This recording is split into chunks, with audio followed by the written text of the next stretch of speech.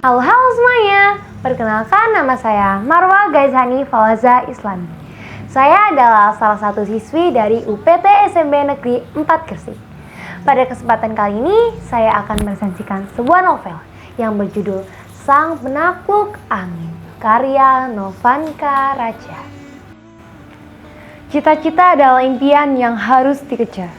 Novel ini menceritakan tentang seorang remaja yang mempunyai cita-cita besar dan berjuang untuk mencapainya.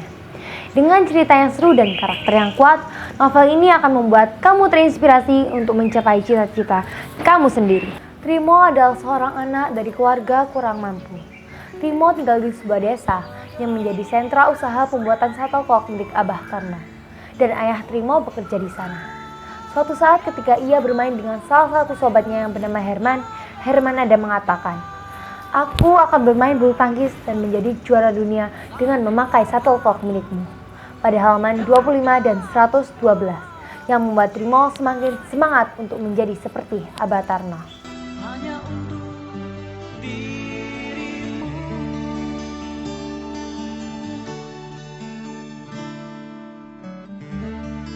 Suatu saat ketika terjadi masalah gabahan di negeri yang naik, yang menyebabkan ayah Trimo harus dipulangkan dan tidak bisa bekerja lagi. Akhirnya Trimo pun harus putus sekolah dan membantu ayahnya bekerja. Akhirnya mereka membuat usaha pembuatan shuttlecock yang dibantu oleh pekerja juga, yang ia namai Shuttlecock Elang. Tetapi dengan masalah yang ada, usaha mereka harus sedikit terhambat karena banyaknya biaya yang dibutuhkan. Untungnya ada Pak Winarso yang membantu mempromosikan shuttlecock milik mereka di Jakarta, yang hasilnya ada satu perusahaan yang mau bekerja sama dengan shuttlecock milik mereka. Hasil dari kerjasama itu dibuat untuk membayar hutang ibu kepada tetangga, membayar uang sekolah Irna, yaitu adik Trimo, dan yang ketiga memperbaiki rumah. Setelah beberapa tahun kemudian, Trimo pun ditemui oleh anak Pak Kardi yang bernama Lastri, yang membuat Trimo jatuh cinta pada pandang pertama dan menemukan orang yang layak ia beri kalung yang dibuatkan oleh Pak Kardi.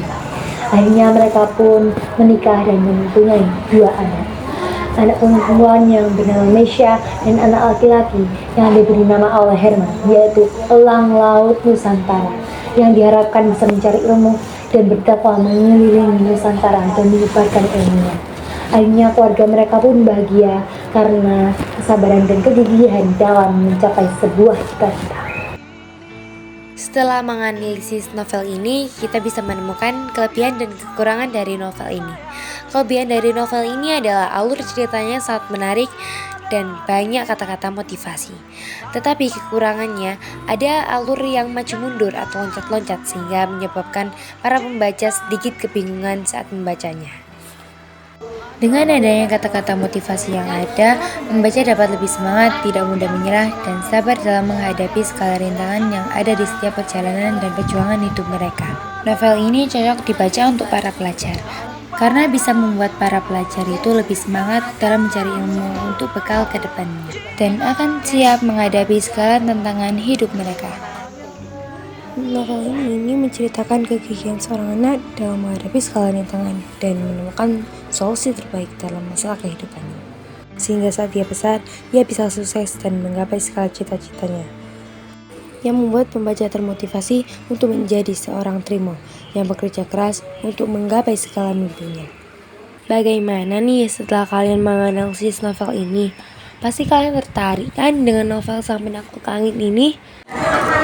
Trimo menceritakan kisah hidupnya yang tidak mudah.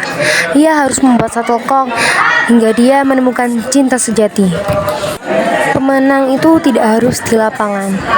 Trimo Sang Penakluk Angin.